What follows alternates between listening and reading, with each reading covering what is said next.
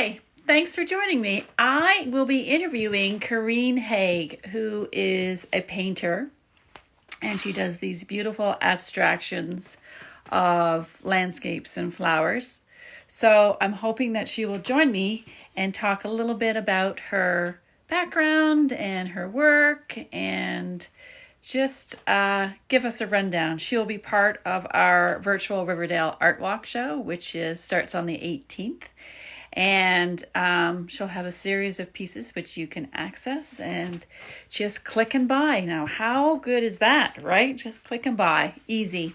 Unfortunately, we can't show our stuff in real life on the full-fledged way with the Jimmy Simpson Park, but we will be able to have little small tent tours that you can find the map. Right. So just waiting for Kareen. She asked to join and just seeing if she can it'll pop up and ta-da, there she is, the magic. Hello. So that's awesome. Hi, how are you? I'm fine. How are you? It's so nice to meet you. Yeah, for sure. After work, actually, I was just going through your Instagram feed. I saw that your mother was a painter. Yes, she was. Yeah, she painted for years, and that's really, I think, what started my passion. And just watching her as a kid, she went from oils to acrylics to watercolors, and watercolor was really her passion. And she did the most beautiful wildflowers. And so I have painted really since my early 20s, but it was really when she passed on, probably about 7 years ago now, that I really became inspired to paint. Oh, And good for you. yeah. So yeah. Where did she show her work in anywhere, or did you? Yeah, so she did a lot of the same things that are happening now. So she did the Toronto Outdoor Art Show. So I was in my 20s, so that would have been, over 30 years ago now. Yeah. And there I just aged myself. And yeah, she did the McMichael Show in the fall. And What was I'm sorry, what was her name? Margaret Wade. So Okay. it's she did the outdoor show just once, and but with no social media or anything like that. There's no online presence or anything. So, but it's interesting because I spent a lot of time I would always go to the show and see how she was doing, and so my father was an artist. He's the same generation as your mother. My father is John Vanderhart. And he did watercolors and landscapes and wildflowers, because I was going through your Instagram and I saw a Queen Anne's lace piece that your mom had done. Yes. And my dad had done those as well. It's so funny because I just had a moment, oh my goodness, she's an art fair girl. She's come through it. So you and I are kind of from the same background. Yeah, that's so interesting. Yeah. So my mom was for a long time part of the Art Guild of Scarborough. Okay. And I think she was the Toronto Watercolor Society. And right. My dad was in Oakville. Oh, so in Oakville. Art Okay. and Park, Oakville Art Society. Yeah. All these back then had all those little pockets. I mean, they're still there, Oakville Art Society and Scarborough Art Guild. Yeah. But, yeah. Back then it was a big piece of supporting artists and and getting their work out.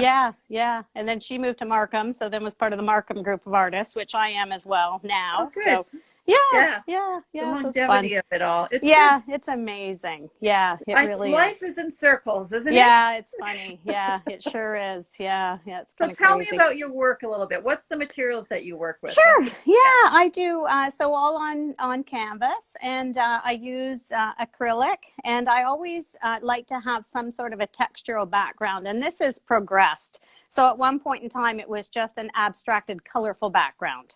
And now I like to work texture into the background even before I start to paint, because I like the way the paint sort of collects in the crevices, and it gives a different dimension to it. And so I apply a textured background, and then I usually go over the canvas in white, titanium white, so that lightness shows through, and then I layer up the colors, and then I just see where it's going to take me.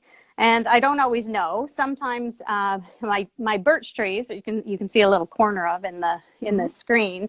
I have done those for years, and lots of commissions and all different color stories, and And so if I'm doing that, I know exactly where I'm going. But Right. if I'm doing a landscape, I don't necessarily know. And it sort of evolves. I have my sort of percentages in terms of, what I want land, what I want sky, and that sort of thing.